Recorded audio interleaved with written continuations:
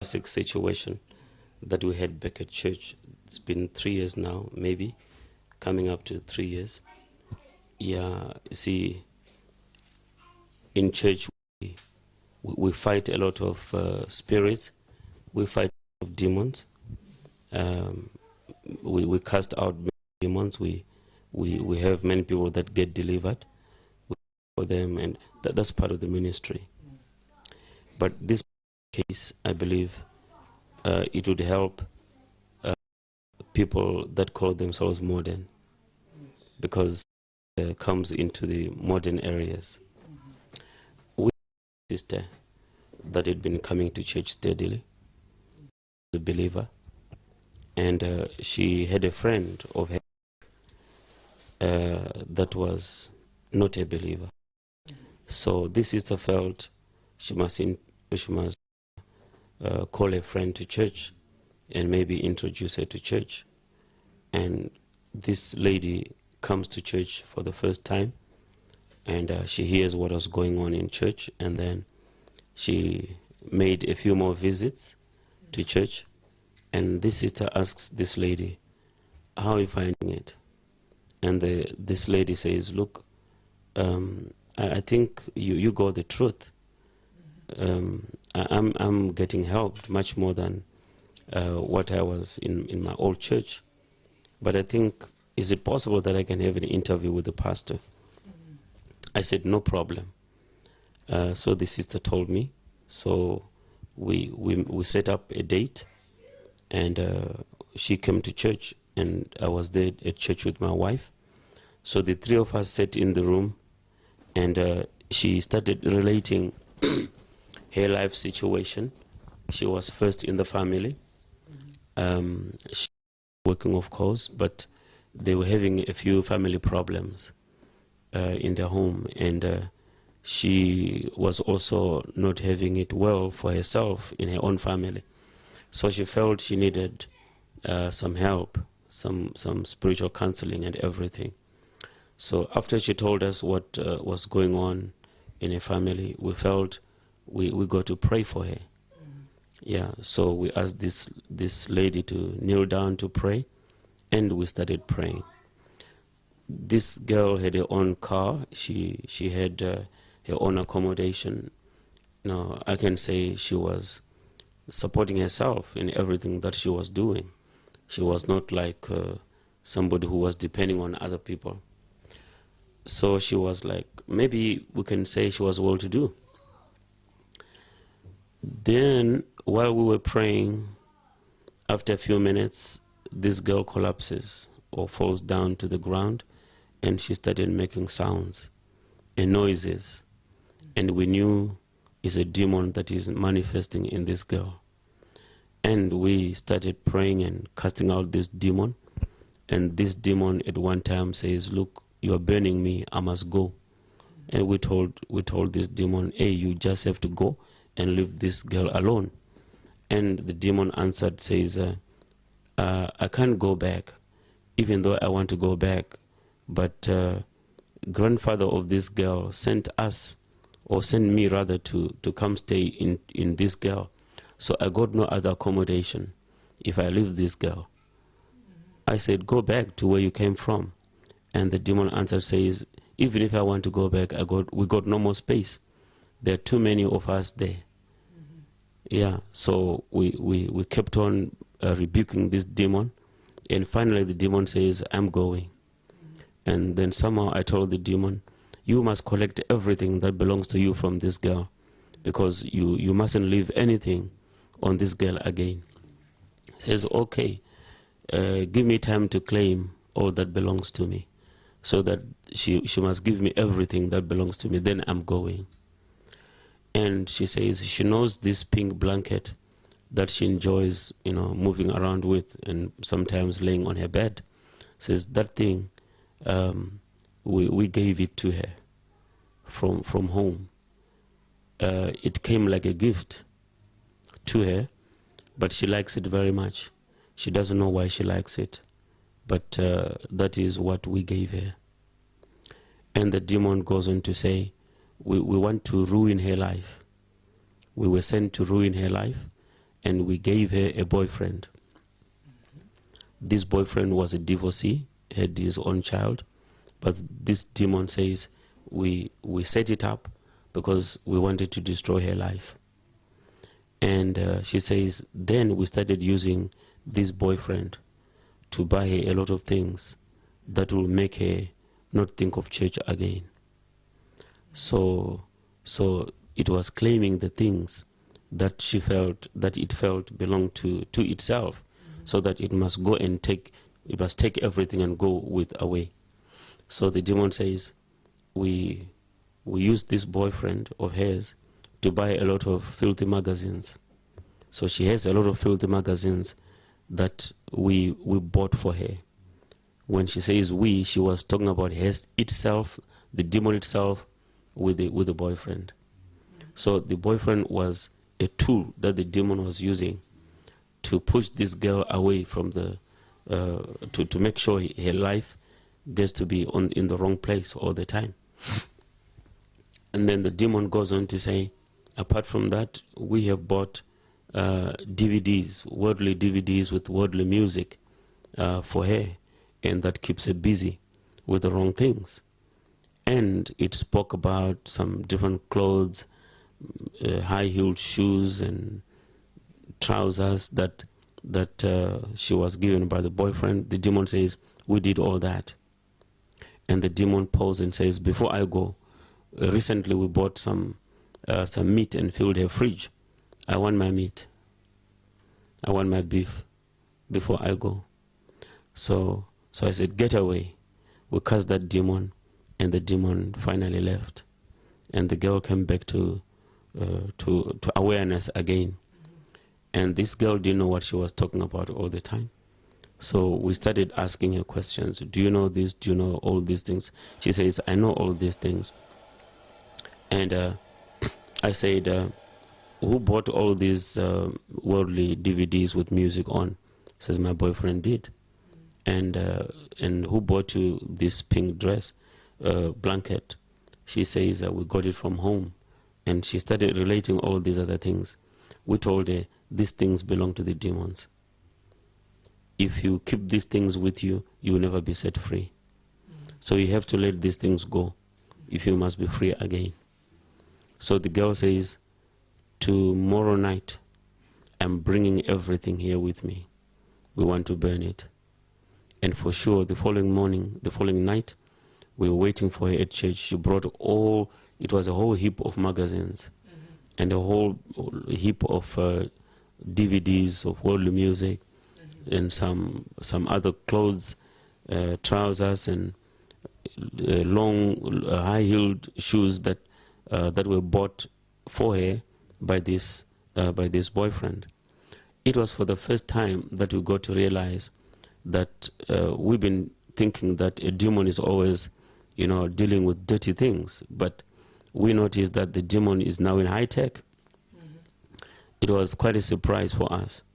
And I thought this will be quite an example or a warning to some of our young girls and young boys that the devil can ride on them, and they do not know what they're doing, and the devil is having a better part of them. So all these things that they call, that's part of their enjoyment, they don't realize that it's demons that's really working on them. That sister, we call her sister now, she's free. She's baptized, she's happy, she's enjoying herself in church.